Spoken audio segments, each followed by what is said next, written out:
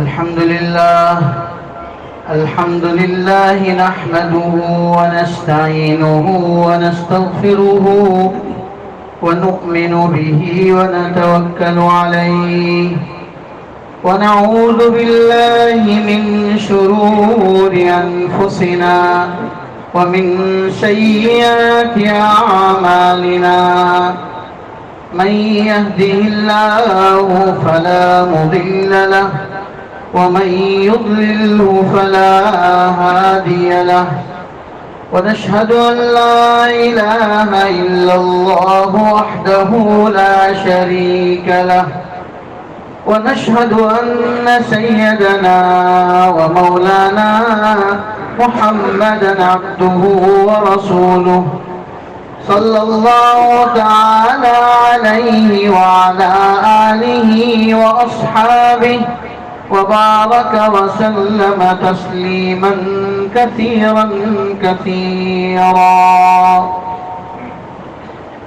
أما بعد فعن الحسن بن علي رضي الله تعالى عنهما قال حفظت من رسول الله صلى الله تعالى عليه وسلم دع ما يريبك إلى ما لا يريبك فإن الصدق طمأنينة والكذب ريبة أو كما قال عليه الصلاة والسلام.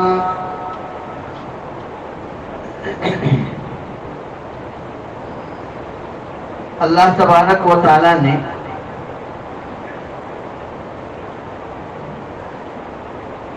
انسانوں کو جو نعمتیں عطا فرمائی ہیں ان نعمتوں میں بہت بڑی نعمت ہے کہ اللہ تعالیٰ نے انسانوں کو دوسرے حیوانوں سے ممتاز کر دیا. یعنی جو بات دوسرے حیوانوں میں نہیں پائی جاتی وہ انسان میں پائی جاتی ہے. وہ ہے کہ انسان کو اللہ تعالیٰ نے زبان عطا فرمائی ہے جس زبان میں بولنے کی صلاحیت دی ہے. زبان تو دوسرے حیوانوں کے پاس بھی ہے لیکن ان کی زبانوں میں بولنے کی صلاحیت وہ بول نہیں سکتے, وہ بات نہیں کر سکتے, وہ اپنے دل میں آنے والی چیزوں کا اظہار زبان سے نہیں کر سکتے, الفاظ اور حروف کی شکل میں پیش نہیں کر سکتے. ان کے مقابلے میں انسان کو اللہ تعالیٰ نے یہ نعمت عطا فرمائی ہے کہ انسان اپنے دل میں آنے والی باتوں کا کسی کے سامنے کیا کر سکتا ہے, اظہار کر سکتا ہے. جو دل میں خیالات آ رہے ہیں اس کو کسی کے سامنے الفاظ کی شکل میں پیش کر سکتا ہے. یہ ایک ایسی نعمت اللہ تعالیٰ نے انسانوں کو عطا کی ہے جو کسی بھی حیوان میں پائی نہیں جاتی.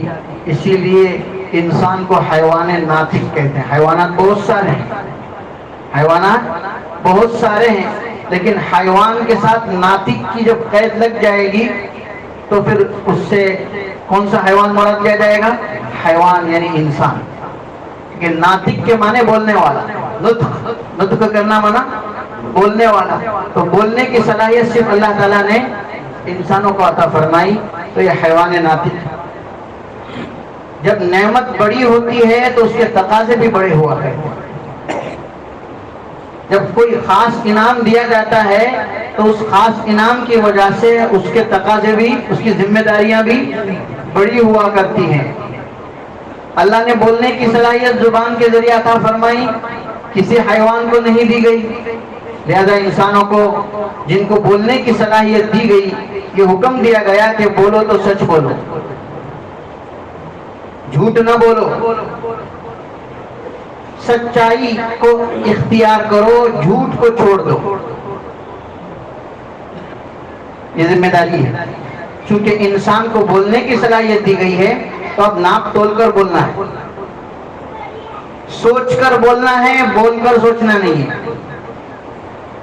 لہذا جو بولو سچ بولو, جو بولو جو تم نے دیکھا ہے اس کو بولو, جو واقعہ ہوا ہے اس کو بولو، اس بولنے میں ذرہ برابر بھی کمی نہ کرو، زیادتی یا نقصان نہ کرو. کہیں ایسا نہ ہو جائے کہ جو ہوا تھا اس سے بڑا چڑھا کر تم نے پیش کر دیا تو وہ سچ میں کچھ جھوٹ کیا ہو گئے، مل گئے. تو یہ سچائی کا حکم دیا گیا، اور جھوٹ بولنے سے کیا کیا گیا ہے؟ بولیے، منع کر دیا گیا ہے کہ سچائی کو اختیار کرو اور جھوٹ سے اپنے آپ کو بچاؤ. سچے لوگوں کا مقام اللہ کے نزدیک بہت اونچا ہے، اور جھوٹے لوگوں کا مقام اللہ کے نزدیک بہت نیچا ہے. جو اپنے آپ کو سچوں میں شامل کرے گا خدا کے نزدیک اس کا مرتبہ بلند ہوتا جائے گا، اور جو آدمی اپنے آپ کو جھوٹوں میں شامل کرے گا خدا کے نزدیک اس کا مقام نیچا ہوتا جائے گا. ہر آدمی کو اللہ تعالیٰ نے یہ طاقت دی ہے کہ اپنے آپ کو اللہ کی نگاہ میں سچائی کو اختیار کر کے یا تو اونچا کر دے یا تو جھوٹ کو اختیار کر کے اپنے آپ کو نیچا کر دے. چنانچہ سچائی سے متعلق، سچائی کی رغبت دینے سے متعلق اور جھوٹ سے بچانے اور اس کے ڈرانے سے متعلق نبی کریم صلی اللہ تعالیٰ علیہ وسلم کی ارشادات بہت سارے ہیں. کافی رہنمائی آپ نے ہماری اور آپ کی فرمائی ہے. حضرت انس بن مالک رضی اللہ تعالیٰ عنہ نقل کرتے ہیں، نبی کریم صلی اللہ تعالیٰ علیہ وسلم نے ارشاد فرمایا، 6 باتوں کو مجھ سے قبول کرو، 6 باتیں مجھ سے تم قبول کرو، میں تمہارے لیے جنت قبول کرتا ہوں. کس نے فرمایا یہ بات؟ دھیان ہے کہ نہیں؟ کیا اے سی بنے تو دھیان ذرا کم ہو گیا؟ ایسا تو نہیں ہے نا؟ اے سی بن اس لیے ہے کیونکہ موسم ذرا ٹھنڈا ہے، جی خوشگوار ہے، تو دھیان ہٹنا نہیں چاہیے. کیا بات ہے؟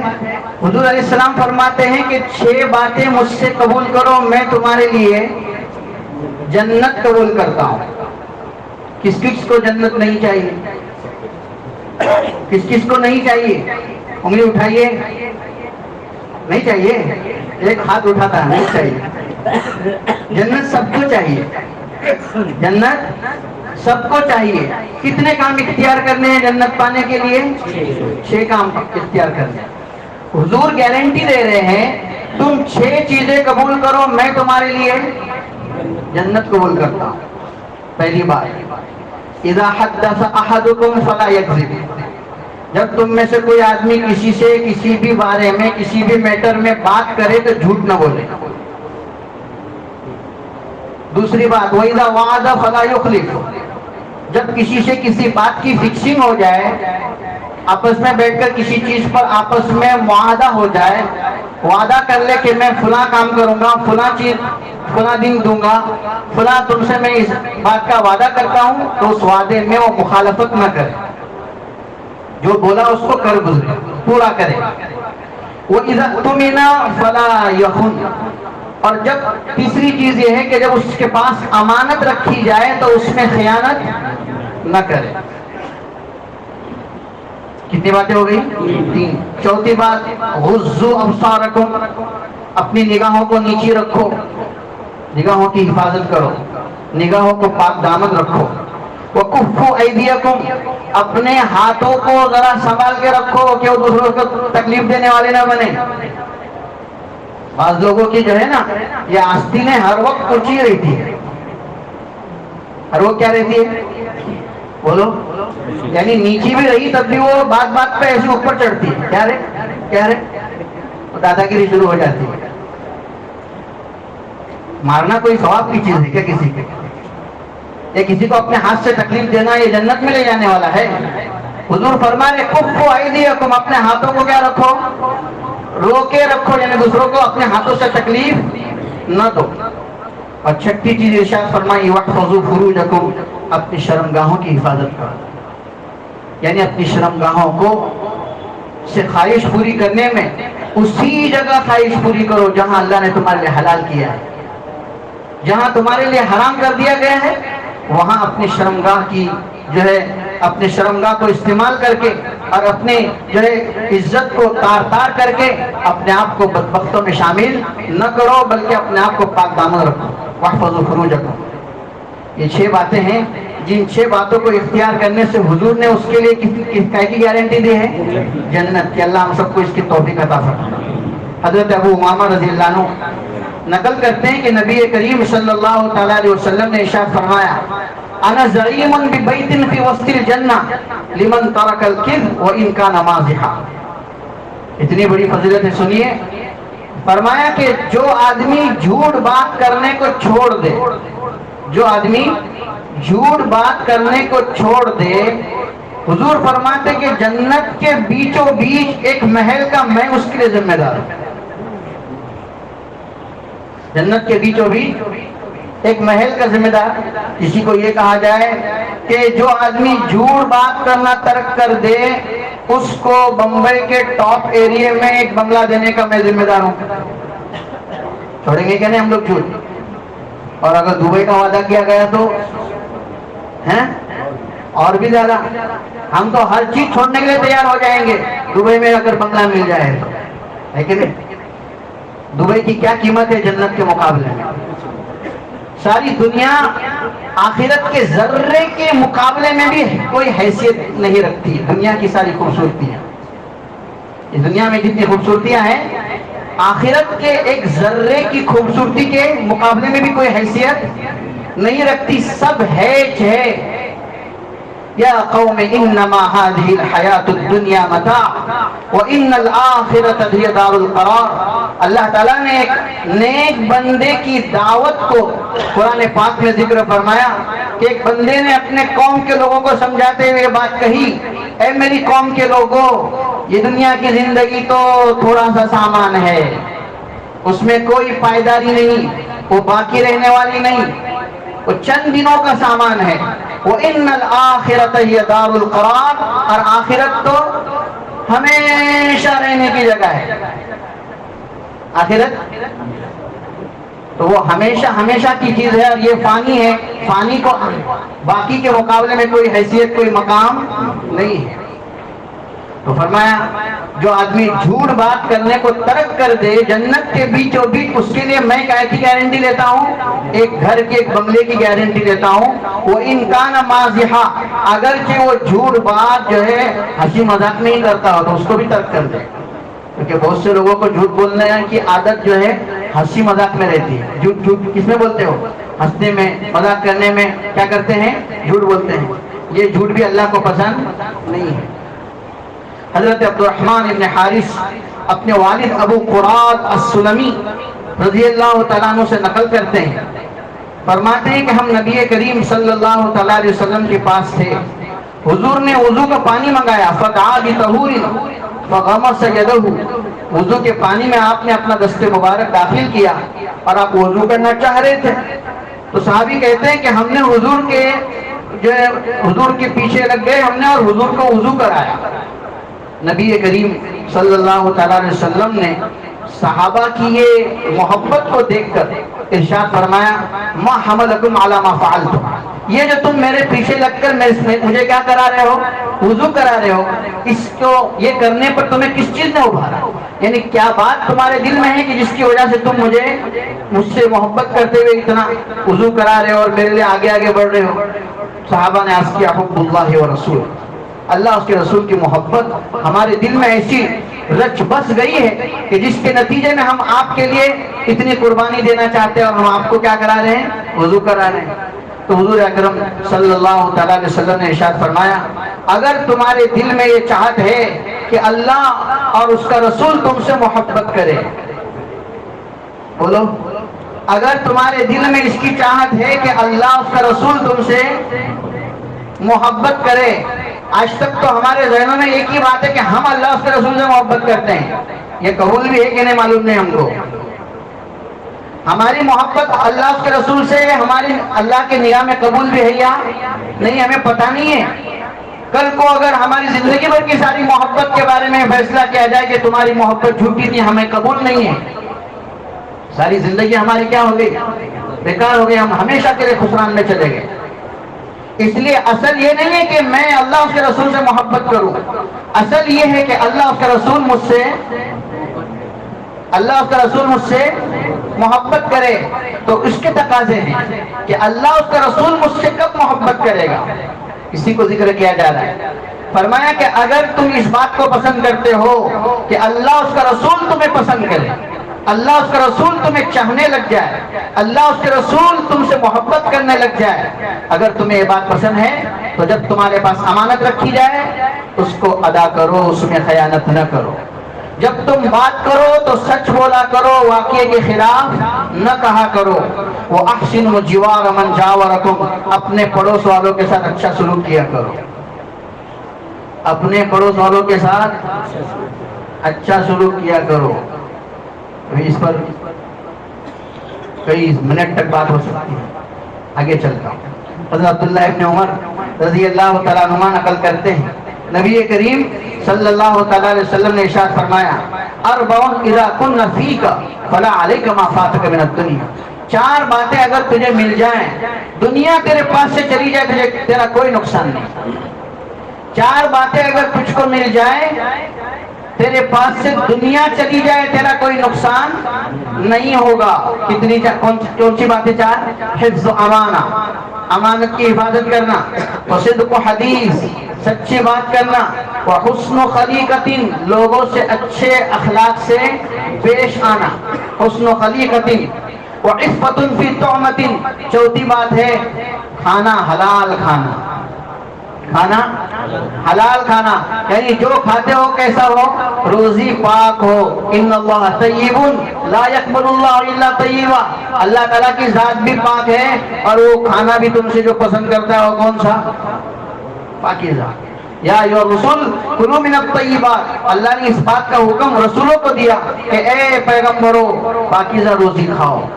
پھر اسی بات کا حکم اس امت کے ایمان والوں کو بھی دیا گیا، یا ایھا الذین آمنوا کلوا من طیبات ما رزقناکم، کہ اے ایمان والو جو رزق ہم نے تمہیں دیا ہے اس میں سے پاکیزہ روزی کھاؤ.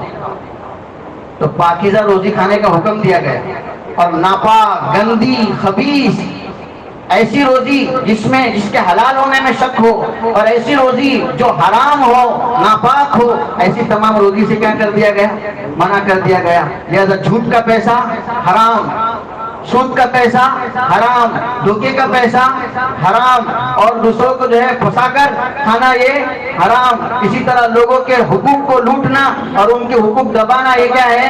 حرام. لوگوں کا لیا ہوا پیسہ واپس نہ کرنا یہ کیا ہے؟ حرام. یہ ساری شکلیں کس میں ہے؟ حرام میں.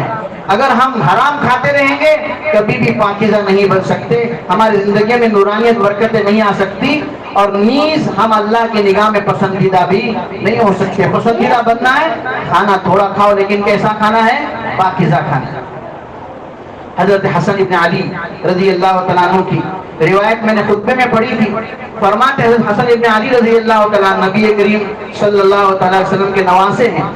فرماتے ہیں میں نے رسول اللہ صلی اللہ تعالیٰ علیہ وسلم سے ایک بات یاد کی، ایک ضابطہ حضور نے پیش فرمایا، اس ضابطے کو میں نے یاد کر لیا. کیا ضابطہ تھا وہ؟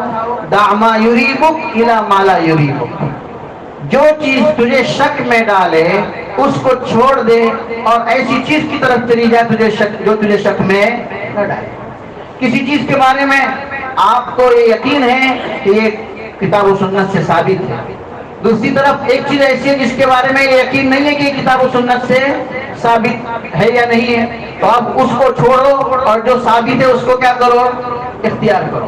جس چیز کے بارے میں آپ کو یقین ہے کہ یہ سنت ہے اور جس چیز کے بارے میں آپ کو یہ پتہ نہیں ہے کہ یہ سنت ہے یا بدعت ہے، تو اب اس بدعت یا سنت والی بات کو ترک کر دو، اور جس کے بارے میں یقین ہے اس سنت ہونے کا اس کو کیا کرو؟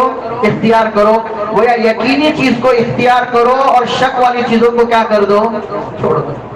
کتنا حسین اور کتنا خوشگوار ضابطہ شریعت نے دیا ہے کہ اپنے آپ کو قرآن و سنت پر ڈھالنے کے لیے کیسی بات ارشاد فرمائی کہ جو چیزوں کے بارے میں تمہیں یقین ہے کہ یہ قرآن و سنت سے ثابت ہے، یہ دین ہے، اس کو اختیار کرو، اور جس کے بارے میں ڈاؤٹ ہے ایسی تمام چیزوں کو کیا کر دو؟ چھوڑ دو. دع ما یریبک الی ما لا یریبک فإن الصدق طمأنینہ والکذب ریبہ، اس لیے کہ سچائی یہ سکون لاتی ہے. سچائی جب کسی بات کے بارے میں یقین ہے کہ یہی صحیح ہے تو آپ اس پر عمل کریں گے تو آپ کے دل کو کیا ہوگا؟ اطمینان ہوگا. اور اگر اس کے بارے میں آپ کو ڈاؤٹ ہے، اس پر آپ نے عمل کر دیا، تب بھی آپ کو بعد میں اس کے بارے میں کیا ہوتی رہے گی؟ پریشانی ہوتی رہے گی، یار میں صحیح کیا کہ نہیں کیا، صحیح بات ہوئی کہ نہیں ہوئی. تو آدمی کے ذہن میں اس کے بارے میں کئی خیالات پیدا ہو رہے تھے. تو یہ شک کی وجہ سے دل کو اطمینان نہیں ملتا. تو اسی کو حضور فرما رہے ہیں فَإِنَّ الصِّدْقَ طُمَأْنِينَةٌ وَالْكِذْبَ رِيبَةٌ، کہ سچائی سے سکون ملتا ہے اور کذب اور شک والی چیزوں سے سکون نہیں ملا کرتا.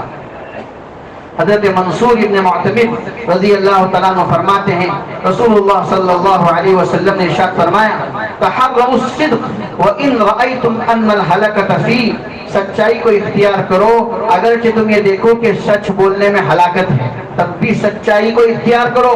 فإن فيه النجاة، اس لیے کہ سچائی میں ہی کیا ہے؟ نجات ہے، اس کے سوا کسی چیز میں نجات نہیں ہے. ابن مسعود رضی اللہ تعالیٰ عنہ فرماتے ہیں رسول اللہ صلی اللہ علیہ وسلم نے ارشاد فرمایا علیکم بالصدق، سچ بولنا تمہارے اوپر لازم ہے. سچ بولنا تمہارے اوپر کیا ہے؟ لازم ہے. اس لیے کہ سچائی نیکی کی طرف لے جاتی ہے اور نیکی انسان کو جنت میں لے جاتی ہے.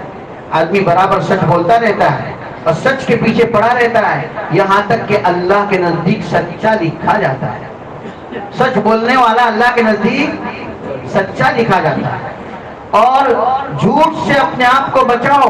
وَإِيَّاكُمْ وَالْكَذِبَ فَإِنَّ الْكَذِبَ يَهْدِي إِلَى الْفُجُورِ، اس لیے کہ جھوٹ یہ انسان کو برے کاموں کی طرف لے جاتا ہے. وَالْفُجُورُ يَهْدِي إِلَى النَّارِ، اور برے کام انسان کو جہنم کی طرف لے جاتے ہیں. اور آدمی برابر جھوٹ بولتا رہتا ہے، جھوٹ بولتا رہتا ہے، جھوٹ کی شکلیں اختیار کرتے رہتا ہے یہاں تک کہ وہ اللہ کے نزدیک جھوٹا لکھا جاتا ہے. آج تو بزنس کے لائن میں جو شکلیں نکالی جاتی ہیں اس میں بڑی بڑی کمپنیاں اور بڑے بڑے اس میں دماغ والے لوگ لگائے جاتے ہیں کہ وہ ایسی ایسی چیزیں نکالیں جس سے جھوٹ کیا ہو جائے؟ سامنے آ جائے. جھوٹ کو جو ہے سامنے لانے کے لیے جھوٹ کے ذریعے سے انسانوں کے اندر اپنے بزنس کو عام کرنے کے لیے مختلف قسم کی کیا کی جاتی ہیں؟ اسکیمیں تیار کی جاتی ہیں. اور جب ہمارے ایسے روشن خیال لوگ جب اس طرح کی اسکیموں کو دیکھتے ہیں تو کہتے ہیں یہ تو ترقی ہے. کیا کہتے ہیں؟ ہاں یہ ترقی ہے. یہ ترقی نہیں ہے، اس کے پیچھے راز ہے جھوٹ کا، دھوکے کا، فراڈ کا. اور ہم اس کو بہت آسانی سے کیا کہتے ہیں؟ ہاں یہ ترقی ہو گئی، یہ زمانہ ترقی کا ہے. ترقی کا نہیں، یہ تمہیں کہاں لے کے جا رہا ہے؟ ابھی میں نے حدیث پڑھ کر سنائی کہ جھوٹ تمہیں بدکاری کی طرف لے جاتا ہے اور یہی بدکاری تمہیں جہنم کی طرف لے کے جاتی. حضور فرمائے آدمی برابر جھوٹ بولتا رہتا ہے یہاں تک کہ خدا کی نگاہ میں اس کو جھوٹا لکھا جاتا ہے. اب ہم اگر ہر بات میں جھوٹ بولتے رہیں گے تو ہم کو اللہ کی نگاہ میں کیا سچا لکھا جائے گا، جھوٹا لکھا جائے گا؟ تو اس جھوٹ سے ہمیں اپنے آپ کو کیا کرنا ہے؟ بچانا ہے. ہمیں خود بھی اپنے آپ کو بچانا ہے، اپنے گھر والوں کو بھی اس کی تعلیم دینی ہے، اپنے بچوں کو بھی اس کی تعلیم دینی ہے. بچوں کی تعلیم میں یہی بڑی جو ہے اس بات کو بڑا دخل ہے کہ بچوں کے سامنے ہم خود بھی سچ بولنے والے بنے اور جھوٹ سے اپنے آپ کو بچائیں. ورنہ ابا کو جھوٹ بولتے ہوئے بچہ دیکھے گا اور بچے کو ہم سمجھائیں گے آپ بیٹا جھوٹ نہیں بولتے، تو وہ تو دل میں یہی سوچتا رہے گا کہ ابا نے تو اس دن جھوٹ بولے تھے. نہیں سمجھے؟ امی سے بچنے کے لیے یا گھر کے کسی ذمہ دار سے بچنے کے لیے ابا جھوٹ بولتے ہیں، یا ابا کے جو ذمہ داری میں ماں کبھی کیا کرتی ہے؟ جھوٹ بولتی ہے. جھوٹ سامنے ہے بچے کے، ابا جاب پہ گئے ہوئے، کام پہ گئے ہوئے، کیا گھر میں کچھ بات ایسی پیش آئی جو ابا کے سامنے سچائی کے ساتھ کھل کر نہیں آئی، ماں اس کو چھپا رہی ہے، بچوں کو پتا ہے. جی اب ماں سکھا رہی ہے بیٹا جھوٹ نہیں بولتے، اور ماں خود کیا کر رہی ہے؟ جھوٹ کی تصویر بچوں کے سامنے پیش کر رہی ہے. ایسے بچوں میں سچائی اور جھوٹ جو ہے سچائی کی تعلیم اور جھوٹ سے بچنا آ سکتا ہے؟ نہیں آ سکتا. ضرورت اس بات کی ہے کہ ہم خود سچا بولنے والے بن جائیں، سچ دکھانے والے بن جائیں، سچائی پہ عمل کرنے والے بن جائیں اور جھوٹ سے اپنے آپ کو بچانے والے بن جائیں. تو انشاءاللہ اس کے اثرات ہمارے والدین میں بھی آئیں گے، ہمارے بچوں میں آئیں گے. والدین کی نیکی کا اثر بچوں میں ضرور آ کر رہتا ہے. وَكَانَ أَبُوهُمَا صَالِحًا، سورہ کہف جمعہ کے دن پڑھتے ہیں، اس میں واقعہ ہے کہ باپ نیک ہونے کی وجہ سے اللہ نے کس کی حفاظت کی؟ ماں باپ کے نیکی کی وجہ سے اولاد کی مصیبت سے کیا کر دی؟ حفاظت کر دی تو ماں باپ کی نیکی کا اثر کس میں منتقل ہوتا ہے؟ اولاد میں منتقل ہوتا ہے. ان کی نیکیاں اولاد میں نیکی آ جاتی ہے, ان کا برائی سے بچنا اس کا اثر اولاد میں آ جاتا ہے. آج نہیں تو کل ضرور اس بچوں کے اندر وہ باتیں منتقل ہو کے رہے گی. اللہ تعالیٰ ہم سب کو یہ باتیں سمجھنے کی اور اس پر عمل کرنے کے توفیق عطا فرمائے.